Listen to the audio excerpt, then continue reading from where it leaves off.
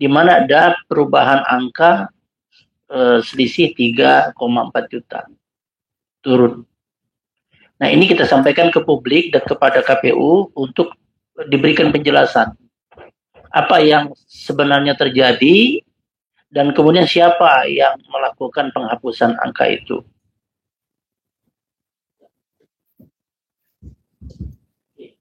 Terima kasih. Assalamualaikum warahmatullahi wabarakatuh. Kawan-kawan semua. Hari ini kita ingin menyampaikan sebuah pandangan tentang apa yang bisa kita ambil dari proses pemilu. Sebetulnya kalau kita ambil hikmah dari pemilu sejak reformasi. Dan setiap 5 tahun ada tahapan, ada perkembangan, ada yang berkembang jauh lebih baik, ada yang berkembang ke arah yang kurang baik. Itu biasa dalam proses demokrasi, pasti ada plus minus. Nah, yang kita dapat dari 2004 tentunya harus kita baca kembali bahwa undang-undang yang kita gunakan 2024 itu adalah undang-undang yang kita buat untuk 2019 dan tidak ada revisi sama sekali. Kalau undang-undangnya tidak ada revisi, tentunya tidak ada sistem baru, tidak ada upgrade, tidak ada penambahan item, tidak ada perubahan prosedur, karena undang-undangnya sama. Bagaimana PKPU misalnya sebagai turunan dari Undang-Undang Pemilihan Umum tahun 2017 nomor 7 itu dilakukan perbaikan bila undang-undangnya sendiri sama persis. Jadi sebenarnya kan pemilu 2024 ini harusnya dia copy paste dari undang-undang. Tapi banyak sekali khususnya dari penyelenggara menciptakan semacam kebingungan-kebingungan di awal.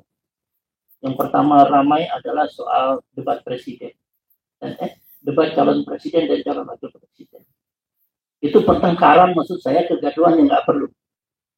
Aturannya jelas bahwa ada 3 kali capres, 2 kali cawapres. Itu kalau dijalankan seperti apa yang tertera di undang-undang, tidak ada kegaduhan. Nah, kenapa ada upaya untuk tidak menjalankan seperti apa adanya, timbul kegaduhan. Pasti ada peserta yang tidak sepakat, masyarakat juga ada yang tidak sepakat. Ini buat saya ke depan tidak boleh lagi dilakukan. Apa yang ada di undang-undang itu jalankan saja, jangan diterjemahkan macam-macam. Kemudian biasanya tahun 2019-2014 ada masalah di DPT. Daftar pemilih tetap. Ya. Untuk 2024 isu ini tidak begitu menonjol. Ya. Lain dengan 2014 dan 2019 cukup menonjol isu DPT. Isu ini tidak begitu menonjol. Sehingga untuk DPT kalau kita cek di media tidak begitu keluar kalimatnya ya. Lebih didominasi adalah soal pola dan cara debat calon presiden. Kemudian yang jadi masalah terakhir adalah Sirekap. Sebenarnya Sirekap ini kan sudah ada sejak tahun 2004. Yang pertama menggunakan IT itu adalah KPU yang dipimpin oleh Pak Nazarudin dan Bu Husnu sebagai tim IT-nya saat itu adalah pertama sekali menciptakan digitalisasi rekapitulasi. Tujuannya apa? Masyarakat tidak bisa mengikuti proses manual dari TPS ke PPS, juga ada PPS ya. PPS itu di kelurahan, kemudian PPK di kecamatan, kabupaten, kota, provinsi, dan pusat. Masyarakat tidak bisa melihat, mengikuti. Ada puluhan ribu TPS, ratusan ribu kemudian. Nah, alat yang dibuat, sistem yang dibuat oleh Mbak Husnul ini adalah untuk membantu masyarakat. Jadi di TPS A sekian, kandidatnya dapat suara sekian, kandidat B dapat suara sekian. Tanpa kita harus ke TPS. Bayangkan kalau kita harus ke 800.000 TPS, nggak mungkin. Nah, ini alat bantu kepada publik agar publik mengetahui proses itu. Nanti kan yang di TPS ditotal di kelurahan, yang kelurahan ditotal lagi di kecamatan, dan kita bisa melihat dan mengikuti sebagai keterbukaan informasi, hak rakyat untuk keterbukaan informasi. Jadi sebetulnya kalau situng atau sirekap ini berjalan normal, ini sangat membantu. Nggak ada masalah sebetulnya. Di TPS A itu adalah sekian B, sekian C, sekian, di sirekapnya sama. Kalau semua hasil di TPS sama persis dengan data yang disirekap, maka dunia adem-adem saja. Jadi sirekap tidak salah. Yang salah adalah prosesnya. Kalau kita punya tabungan, uang kita 1 juta, kita tahu persis setor 1 juta, dihitung dikasih 1 juta, kemudian angka yang keluar di ATM kita 900.000. Pasti pemilik tabungan akan bereaksi atas perubahan itu. Sama, pemilih itu kalau dia dapat 100.000 suara, tapi dia tercatatnya pihak lain itu 150.000, yang lain dikurangi, yang lain ditambah, pasti ada respon.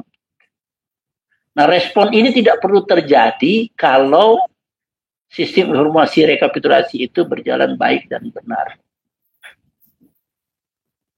Ini betul-betul sebetulnya kesalahan yang tidak perlu.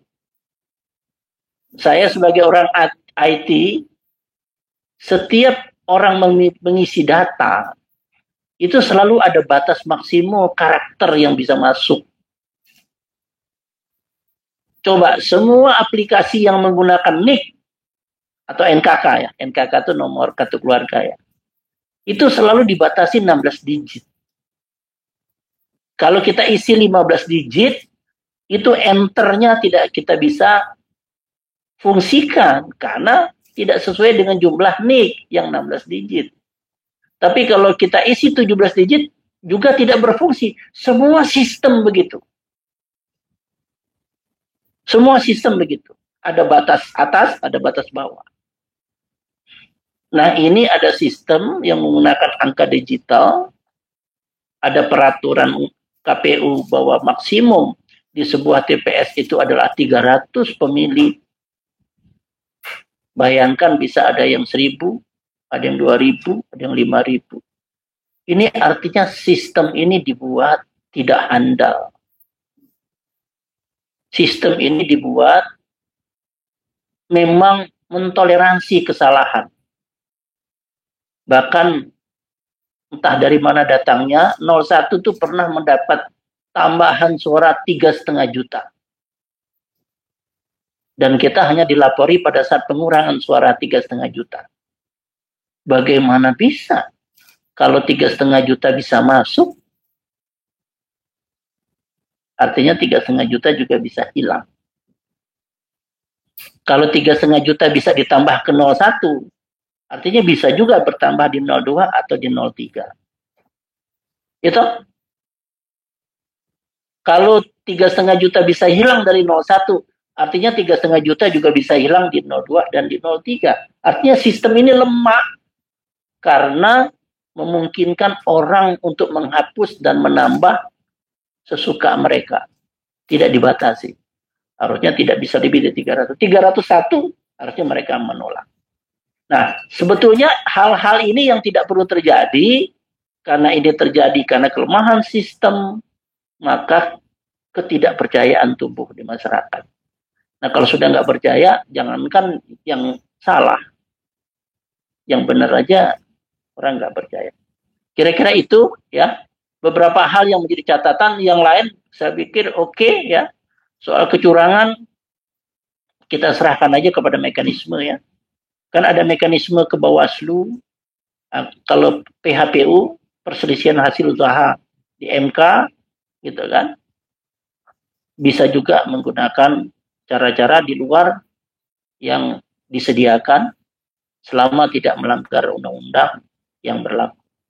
Nah, itu kita serahkan saja nanti kepada masing-masing paslon untuk menempuh cara-cara yang seperti apa. Yang penting tujuannya baik.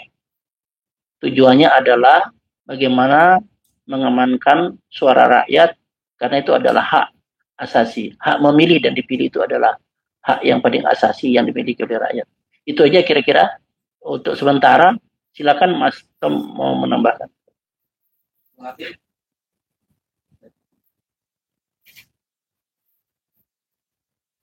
Rupanya ada sumbatan suara juga di sini. Terima kasih Pak Putrajaya atas pelantikannya gitu. Kita teringat kembali sama proses panjang pemilu ini. Dari awal memang ada kebingungan tampaknya yang tampak dirasakan. Namun mungkin ya bukan kebingungan gitu kan, tapi ada sesuatu yang dibingung-bingungkan. Nah, gitu. Mungkin kita bisa belajar lebih lanjut dari narasumber kita yang kedua, Pak Tom Lembong, kepada Pak Tom, dipersilakan.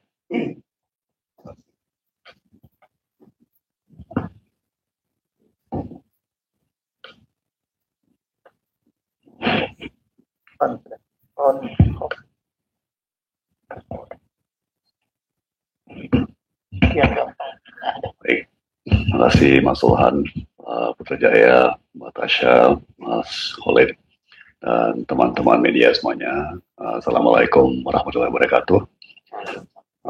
Salam sejahtera. Terima kasih atas kesempatan yang diberikan. Beberapa pelajaran-pelajaran pemilu 2024 yang ingin saya angkat ya. Pertama, yang super menarik bagi saya ya, teman-teman, adalah kampanye 2024.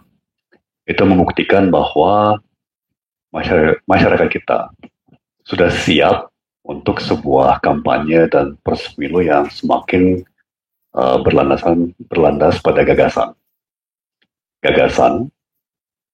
data, fakta, substansi dan materi. Ya, jadi saya kira sudah menjadi pengetahuan umum bahwa kampanye Anies Mohaimin adalah kampanye yang paling tidak punya uang, ya, yang paling serba keterbatasan, ya. Dan saya sangat bangga, ya, sangat positif sebetulnya bahwa dengan berbagai keterbatasan dan menghadapi lawan yang sangat berat, ya, kita bisa mencapai hasil yang sangat baik, ya. Dan sebagaimana dikomentari ya banyak pengamat, gaya kampanye kalau di pakai bahasa Inggris ya, gaya town hall ya, seperti halnya desak Anies Slepet Emin ya. Ini di negara-negara maju itu biasa, itu format kampanye yang standar ya. Tapi di Indonesia kan pertama kali dalam sejarah ya, calon-calon pemimpin ya yang berkampanye itu berinteraksi langsung dalam format town hall tersebut ya. Itu satu contoh ya di mana kampanye berorientasi gagasan ternyata bisa mendapat momentum yang sangat positif di masyarakat ya. Kedua, tadi Pak Putrajaya sebut misalnya debat capres, debat cawapres ya. Hemat saya bukan hanya di saat debatnya, tapi pasca debat, diskusi publik, polemik di publik, itu yang paling substantif, yang paling mendalami kebijakan, data, fakta. Sepanjang yang saya ingat ya, saya nggak pernah ingat pemilu-pemilu sebelumnya di mana masyarakat begitu antusias berdebat publik, baik di media sosial, ya, di media, di TV, mengenai kebijakan-kebijakan seperti hilirisasi, industrialisasi, lapangan kerja, lingkungan hidup, keadilan antar generasi, ya, sampai hal-hal yang sangat teknis ya seperti greenflation dan teknologi baterai ya. Jadi bagi saya ini suatu perkembangan yang sangat membahagiakan ya. Ini menunjukkan bahwa masyarakat luas ya, semakin memperhatikan hal-hal yang substantif ya, dan ada nafsu atau ada ketertarikan terhadap hal-hal seperti ini ya. Di berbagai kesempatan saya sudah berbagi ya, sudah share bahwa dalam pandangan saya generasi muda saat ini adalah generasi yang paling terdidik dalam sejarah Republik. Ya, saya tidak percaya pandangan sinis dari elit-elit politik tapi juga elit-elit bisnis bahwa kebanyakan masyarakat kita tanda kutip hanya lulus SD atau hanya lulus SMP. Ya, saya tidak percaya pandangan itu ya, karena terlepas dari ijazah ya, generasi muda kita kan sudah mengkonsumsi konten-konten yang substantif dan global dari usia dini di media sosial, apakah itu YouTube, apakah itu Instagram, apakah itu Facebook dan lain-lain ya. Jadi hemat saya berkat media sosial dan internet dan smartphone, generasi muda kita generasi yang paling terdidik, yang paling punya wawasan luas ya, dan itu terbukti dengan partisipasi masyarakat dalam debat-debat soal kebijakan, debat-debat substantif di proses pemilu 2024 ya. Dan kalau saya memproyeksikan tren kedepannya ini akan semakin ke sana ya. Pemilu-pemilu kedepannya akan semakin substantif, akan semakin ditagih kepada calon-calon pemimpin di semua tingkat.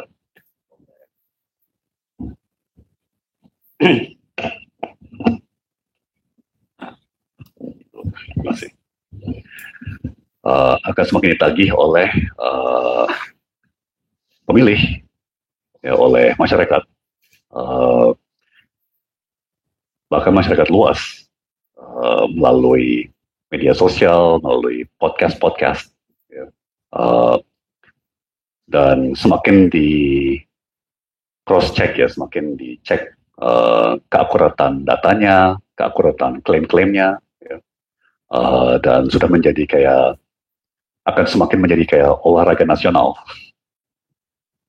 Ya kan, semua berbondong-bondong ngecek, ya kan, benar nggak nih apa yang disampaikan oleh calon ini, calon itu, ya, benar nggak nih klaim si ini, klaim si itu, ya.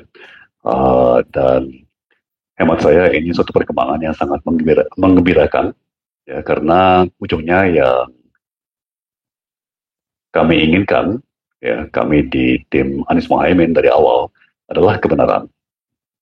Ya, jadi tentunya tujuan kami nyata ya adalah untuk memenangkan pemilu, tapi banyak tujuan-tujuan lain yang juga tidak kalah pentingnya. Ya, kita senantiasa bertujuan untuk mengeluarkan fakta-fakta, realita, kebenaran, ya, dan sangat terbuka, sangat welcome terhadap argumentasi debat publik, dan kami mengundang pihak-pihak yang mau berdebat, berargumentasi untuk menyajikan data-data yang mendukung argumentasi mereka gitu ya. Jadi sekali lagi, saya pribadi sangat gembira dengan perkembangan-perkembangan seperti ini yang menurut saya akan sangat sehat bagi demokrasi kita ke depannya ya. Mungkin saya mulai dengan itu dulu. Jadi kita bisa lanjut lagi. Ya, terima kasih. Terima kasih Pak Tom atas pembukaannya. Tadi Pak Tom menyebutkan satu kata kunci yang sangat penting, mungkin bisa menjadi titik berat juga untuk teman-teman media, adalah keadilan antar generasi gitu ya. Keadilan antar generasi, karena bagaimanapun juga hasil dari beberapa menit di TPS itu akan mengubah apa yang akan didapatkan oleh generasi mendatang gitu. Untuk selanjutnya maka kita akan cross check nih kepada generasi yang sekarang ini kan. Tuh kepada Mbak Tasya mungkin bisa dimulai speech-nya.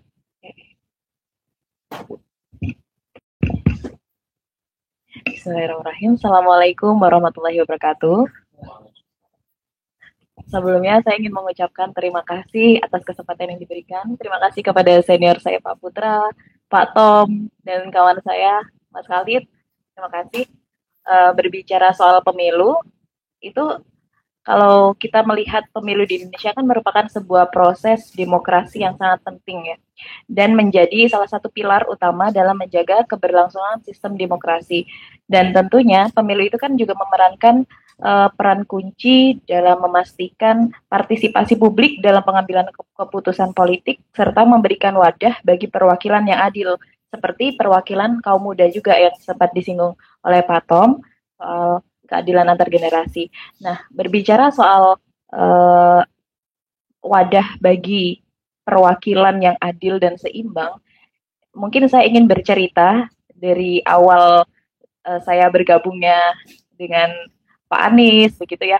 Mungkin kalau Pak Anies tidak, waktu 2023 itu tidak menyelenggarakan apa ya, seperti kompetisi gitu Pak Tom, di 2023 itu ada kompetisi, kita ada ide apa nih dari berbagai daerah. Kebetulan saya perwakilan dari Jogja.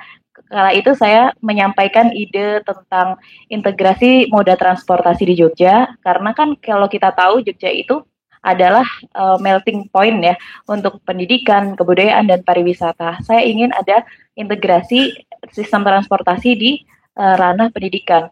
Kemudian alhamdulillahnya karena itu juga kita ada seleksi dari Aceh hingga Papua, dan itu diikuti generasi muda. Kemudian dari ada 5.500 itu diambil 100 gitu, dan alhamdulillahnya itu benar-benar disimak oleh Pak Anies gitu.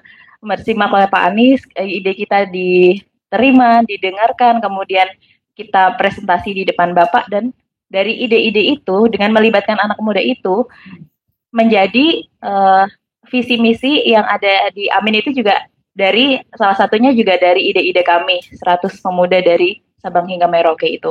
Dan mungkin kalau misalkan saya tidak dilibatkan atau tidak menggunakan sistem meritokrasi begitu ya Pak, itu mungkin saya tidak bisa duduk bareng dengan Pak Tom, Pak Putra begitu.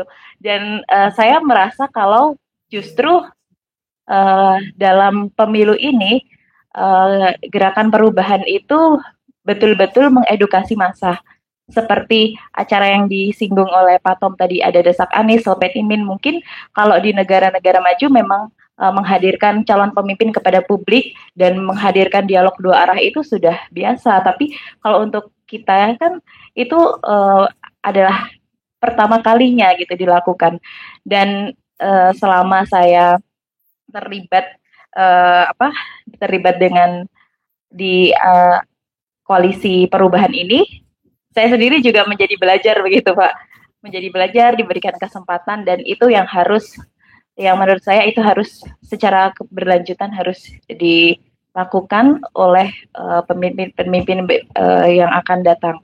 Karena saya juga sangat setuju ya, karena ada yang bilang, oh ini terlalu tinggi untuk masyarakat kita yang hanya sebegini, tatarannya hanya inilah levelnya.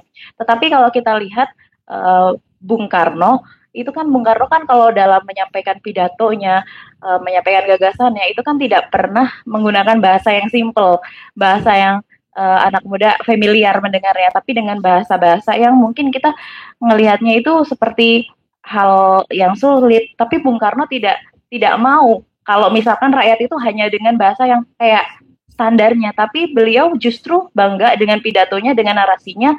Kemudian itu yang menjadikan beliau mendidik rakyatnya, dan itu yang saya salut, saya bangga, karena menurut saya kita menjadi trendsetter ya, kalau menurut saya sebagai anak muda kita menjadi trendsetter untuk pemimpin berikutnya agar lebih mengamplifikasi gagasan-gagasan untuk publik gitu, yang mencerdaskan publik. Karena memang kita memang bagian dari paslon, tetapi kita tidak hanya memenangkan paslon, tapi kita juga harus mengedukasi Indonesia, masyarakat Indonesia. Jadi kalau misalkan ada kemenangan sebuah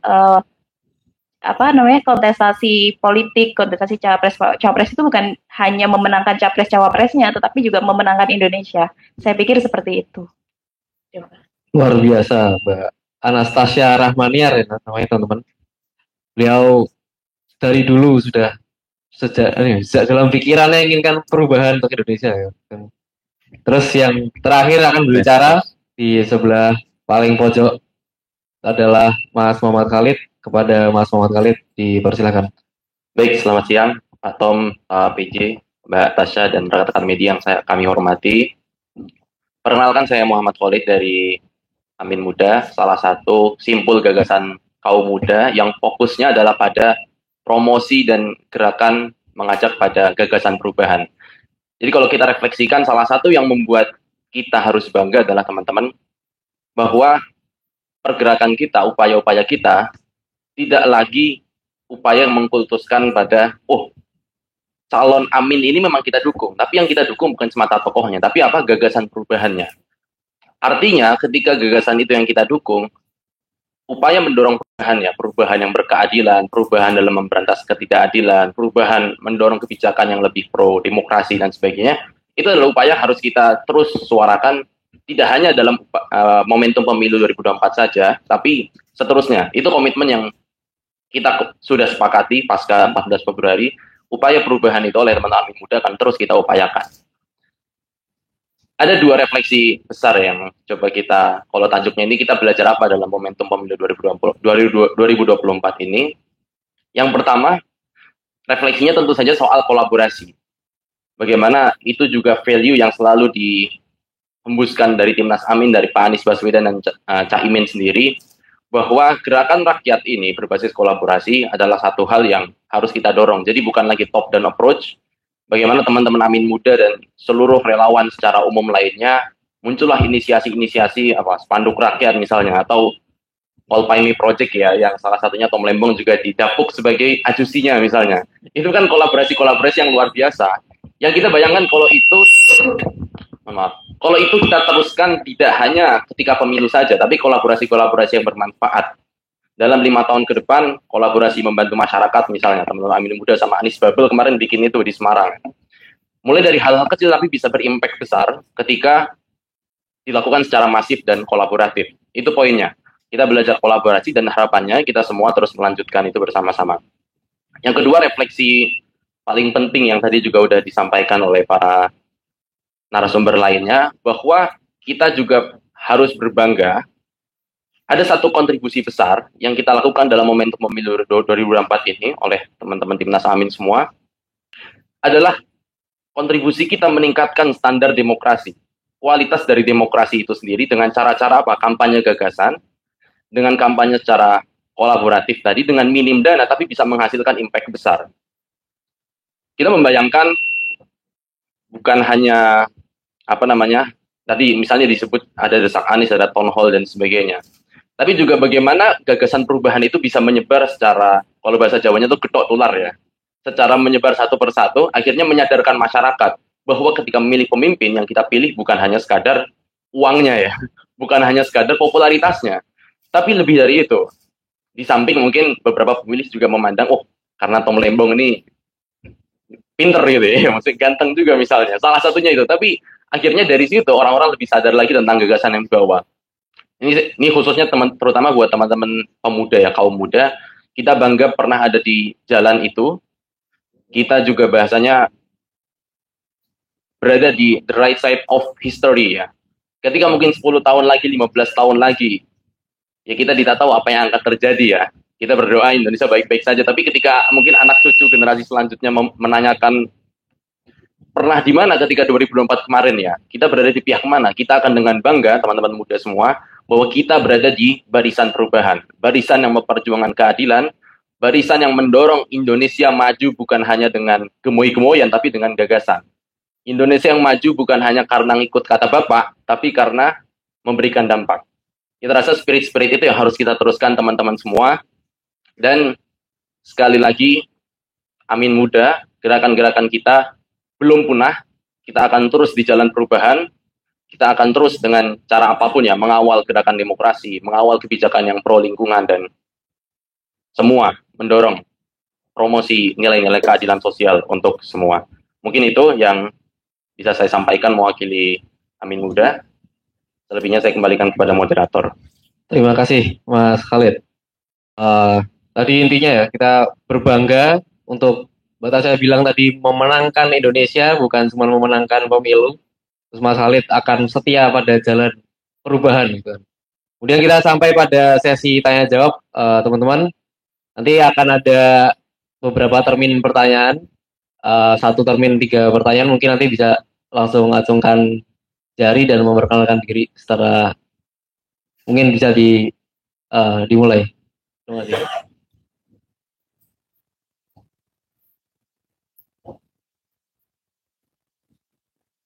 Monggo Mas. Ini mungkin dijelaskan untuk siapa juga gitu ya. Pertanyaannya ditujukan ya.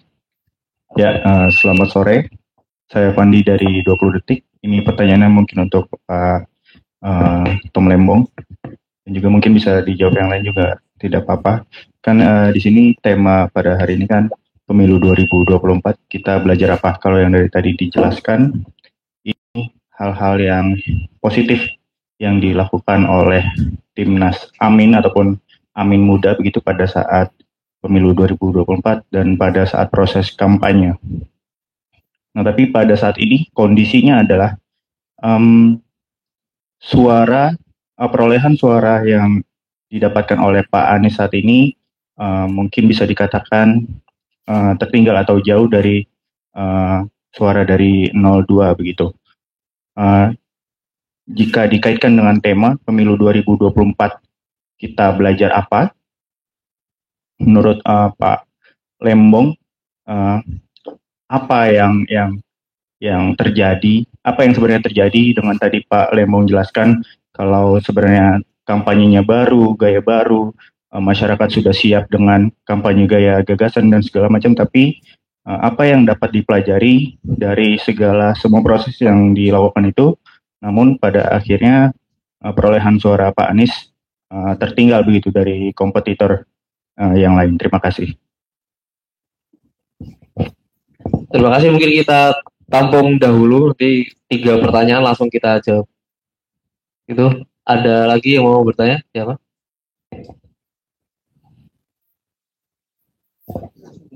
Oh, langsung jawab. Oke. Tadi langsung direct kepada Pak Tom, mungkin bisa dijawab terlebih dahulu. Baik, terima kasih Pak Fandi.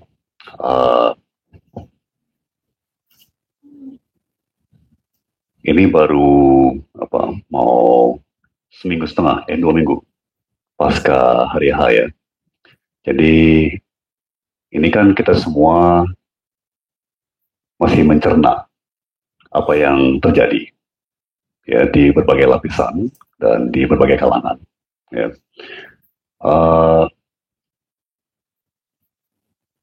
Ini proses mencerna kejadian-kejadian di bulan-bulan menjelang hari nyoblos ya, dan juga di minggu-minggu menjelang hari nyoblos.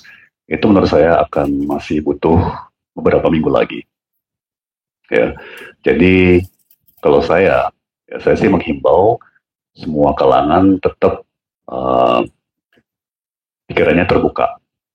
Ya, pikirannya terbuka. Jadi kita jangan terlalu cepat menarik kesimpulan saat ini, karena ini baru 1,5 minggu. Ya, dan berbagai kisah-kisah, berbagai cerita-cerita, berbagai pengalaman masih terus di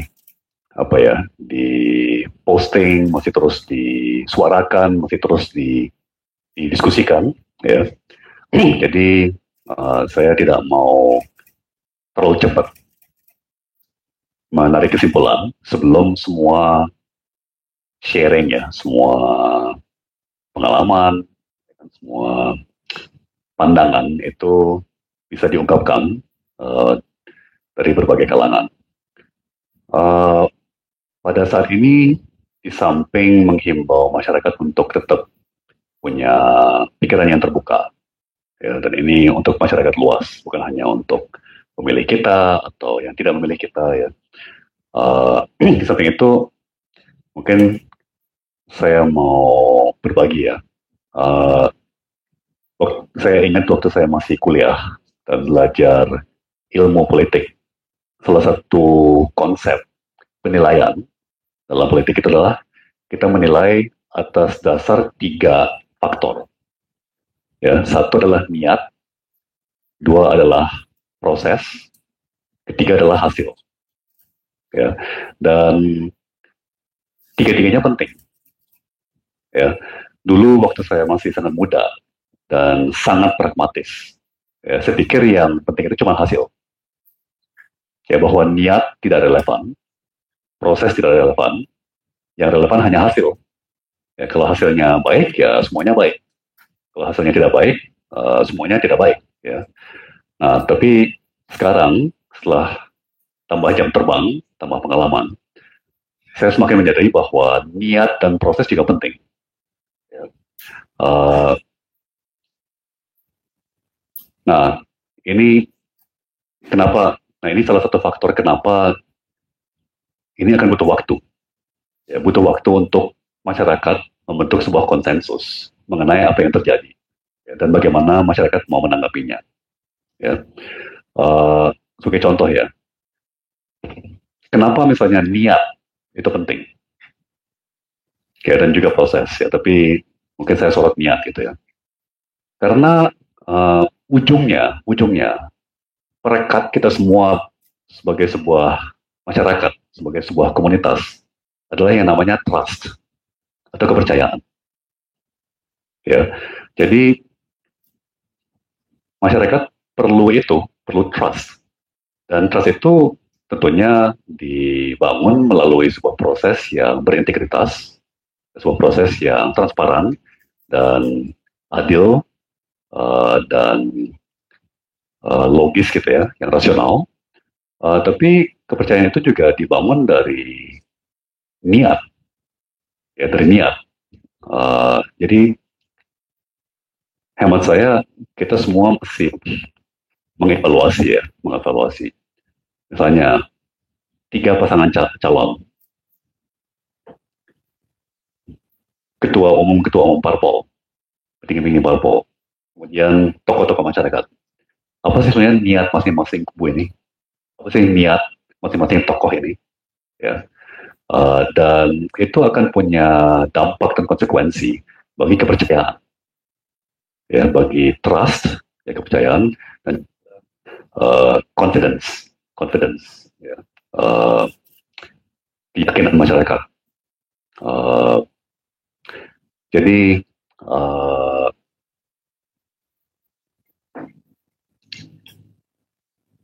dalam hari-hari dan minggu-minggu ini ya, akan semakin banyak keluar cerita-cerita, kisah-kisah, video-video, foto-foto, pengamatan, analisa. Ya. Jadi saya tidak mau terlalu dini, terlalu cepat, ya, menyelesaikan proses ini gitu ya. Tapi sekali lagi tadi yang saya sudah sampaikan, yang juga disampaikan oleh Pak Putrajaya, Mbak Tasha, Mas Khalid, ya kami sangat bangga dan bahkan lega ya, bahwa masyarakat itu menerima gaya kampanye yang berbasis gagasan, ya, yang berorientasi pada adu gagasan dan mengeluarkan fakta-fakta, ya, dan mengundang debat publik, ya, atas dasar fakta dan data. Terima kasih. Terima kasih Pak Tom atas jawabannya. Mungkin Pak Putrajaya, Mas Khalid atau Mbak Tasya mau menambahkan? Tuh. Mungkin bisa ke penanya selanjutnya mungkin. Monggo Mas. Ya, perkenalkan saya Ilham dari Kompas.com Video. Ini ada pertanyaan untuk Mas Putrajaya yang tadi menyinggung soal kehilangan 3,5 juta suara ya. Ini tuh ini hilangnya suara ini dari berapa suara ke berapa suara plus data per kapan. lalu apakah suara yang 3,5 juta itu sudah kembali lagi? Jika tidak, itu Timnas Amin bakal melakukan langkah-langkah apa? Gitu aja. Soalnya pekan lalu kan baru kehilangan 3 juta gitu. Monggo Pak Terjaya mungkin bisa dijawab langsung. Ya. Jadi ini sudah kita sampaikan minggu lalu ya. Jadi ada 2 screenshot yang dikirimkan oleh publik kepada kami dan kami uji apakah screenshot itu metadatanya betul melalui handphone yang bersangkutan. Artinya bukan diambil dari publik. Di sana ada 2 screenshot yang jam 19 lewat 23 detik dan jam 19.30 lewat 24 detik, di mana ada perubahan angka selisih 3,4 juta turun. Nah, ini kita sampaikan ke publik dan kepada KPU untuk diberikan penjelasan apa yang sebenarnya terjadi dan kemudian siapa yang melakukan penghapusan angka itu. Kan yang tahu persis kenapa dihapus kan KPU. Kecuali KPU bilang kami tidak menghapus, artinya kan orang yang tidak berhak dari luar KPU. Gitu loh. Pada saat kami sampaikan itu kami nggak tahu apa yang terjadi, cuman kami menyampaikan fakta yang kami punya. Dan mohon kepada KPU untuk menjelaskan apa yang terjadi. Karena kalau bisa berkurang 3,4 juta, kan bisa juga bertambah kan sebetulnya. Nah, tapi 1 jam kemudian kami lakukan forensik ya. Itu ternyata di Lampung, di Pesawaran, ada pihak, entah dari PPS, entah dari mana, itu menambahkan suara sebesar 3,4 itu kepada 01, dan kemudian beberapa hari kemudian KPU melakukan koreksi. Jadi sebetulnya itu langkah koreksi yang dilakukan oleh KPU karena ada yang menambahkan 3,4 juta, 3,5 juta, kemudian KPU menghapus. Nah, problemnya adalah KPU melakukan ini tidak secara transparan. Sehingga yang kami dapat adalah yang di ujungnya pada saat pengurangan. Tapi KPU tidak ada menjelaskan, kepada publik juga tidak menjelaskan. Harusnya dia bersurat ke kami bahwa, atau ke minimal ke LO kami yang ada di KPU. 01, ini ada suara liar yang masuk ke 01 3,5 juta, per TPS bisa 1 juta lebih misalnya. Dan ini adalah angka yang tidak sah, kami akan lakukan koreksi. Kalau perlu waktu melakukan koreksinya bersama-sama pihak 01. Sehingga tidak terjadi prasangka di ruang publik. Nah, ini yang tidak dilakukan oleh KPU.